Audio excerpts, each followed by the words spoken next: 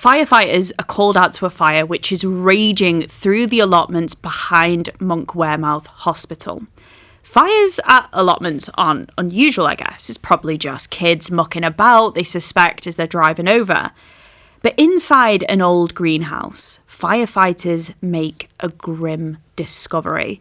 They find the charred body of a young person, burned so badly that they can't even tell if it's a boy or a girl at first. But meanwhile, a local lad, Thomas Kelly, has been reported missing by his family. They are worried sick. 18-year-old Thomas would normally have been collecting his 4-pack of beers from the shop and been heading home for his Friday night by now. 30 years on since that moment, I managed to track down his sister, Lindsay. She was 15 years old at the time. And when I called her and she told me what happened next, all of this is still so freshly etched in her memory as though it was just yesterday. So it's the middle of the night. They're at the terrace house in Monk Wearmouth. The family are beside themselves with worry. This is so unlike Thomas.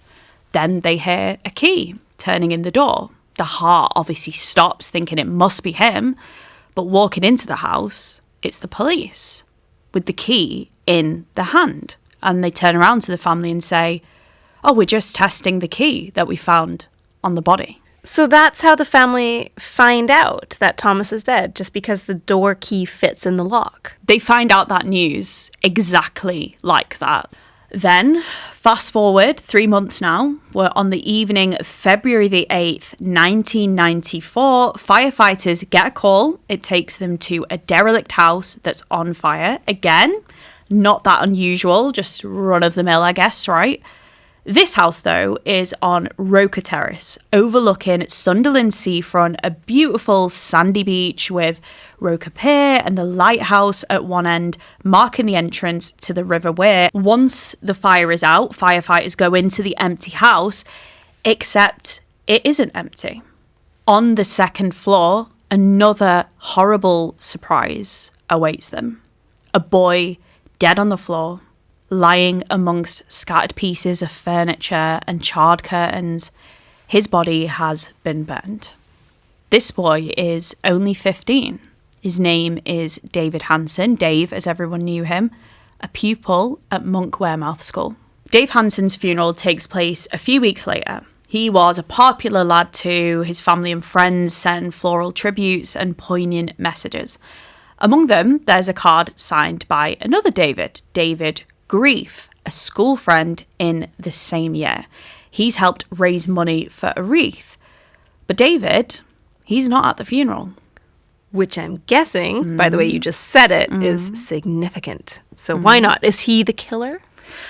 I thought you may think that. Good guess. I can see why you would think that. But no, far from it. He is the next boy. David is also dead.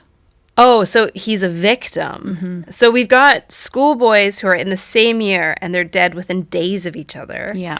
And so at this point, fear must have swept through the school and the parents and the teachers. And so did these two boys die in the same way? Yes, so what we know is the evening before the funeral, David Grief's body was found in a carbon copy, really, of the way that Thomas Kelly, who's the first boy I mentioned, Lindsay's brother, was found in a burnt-out shed next door to the greenhouse on the same allotment. The same allotments? Yeah.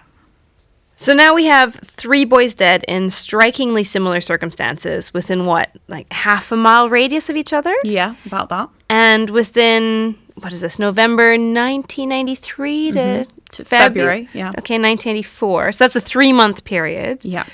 Are they linked? So the cops do start to see a pattern emerging, right? 3 dead boys, all in out-of-the-way places, typically used by, youngsters up to no good. But at some of these sites, the police find empty glue and lighter fluid canisters amongst the debris.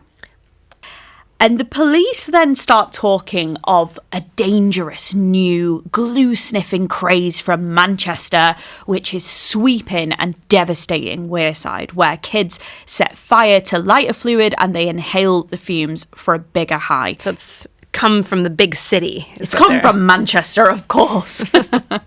But yeah, this is when, they face all these grieving families, the detectives tell the boys' families has happened. Lindsay, her family, and all the other families, they just refuse to accept that their lads, who were decent, good-hearted boys with strong families and friends who loved them, died high on drugs while they were on their own. They were convinced that something more sinister had happened. And then they met up every week at the pub to sit and compare notes on all of their boys' cases.